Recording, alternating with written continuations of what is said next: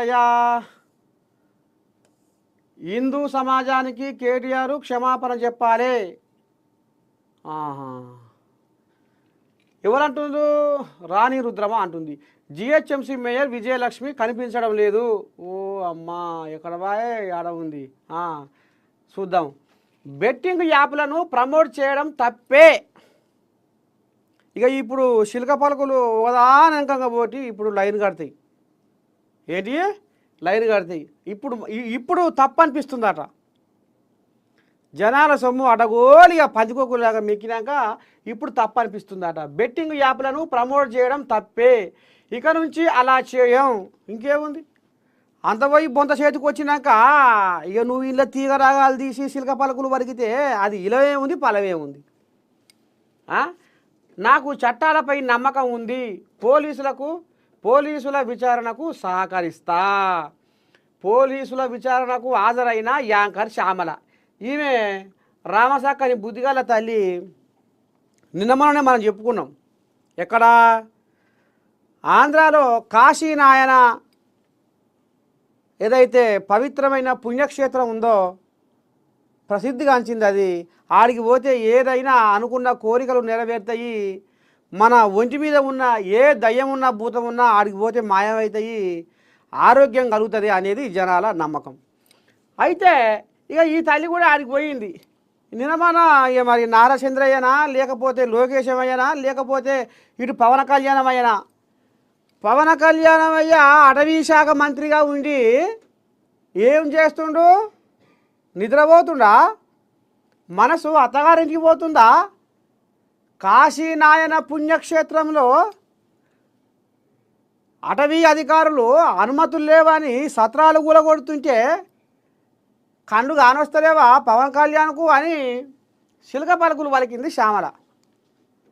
సరే, అడగాలే, ప్రశ్నించాలే, న్యాయం కోసం ధర్మం కోసం పోరాడాలి, తప్పేం లేదు. కానీ మరి నువ్వేం ఉద్దారకం చేసినావు తల్లి? ఇవాళ బెట్టింగ్ యాప్లను ప్రమోట్ చేయడం తప్పే అని ఒక్క మాట అని కెమెరా ముందర, మైకు ముందర ఒక్క మాట అని ఓడిపించుకుంటే ఆ భాగవతం ఓడిచిపోయినట్టేనా? మిమ్మల్ని నమ్ముకొని, మీ శిల్క పలుకులు నమ్మి మీరు చేస్తున్న వ్యవహారాన్ని అమాయక జనాలు, ముఖ్యంగా పడుసు పోరగాళ్ళు ఇవాళ దివాలా దీశ కాడికి వచ్చింది.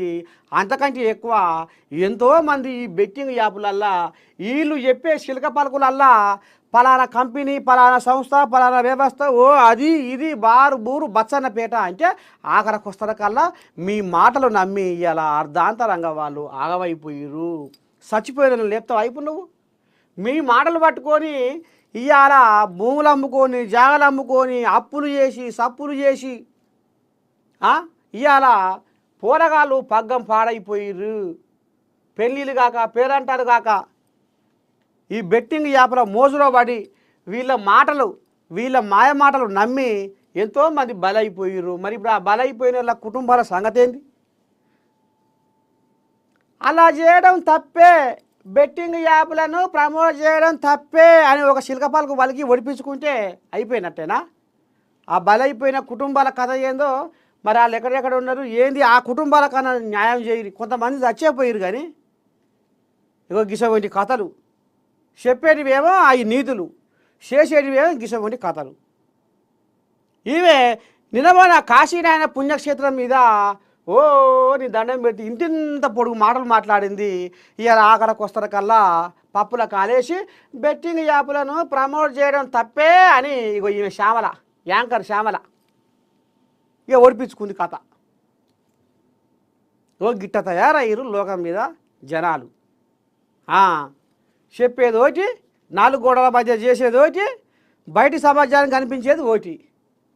పాపం పంట పంతే ఎవరినైనా వదిలిపెట్టది, దేనికైనా కాలం మాత్రం తప్పకుండా నిర్ణయిస్తుంది అనేది ఇప్పుడు మనకు తేడతెల్లమవుతుంది. సరే.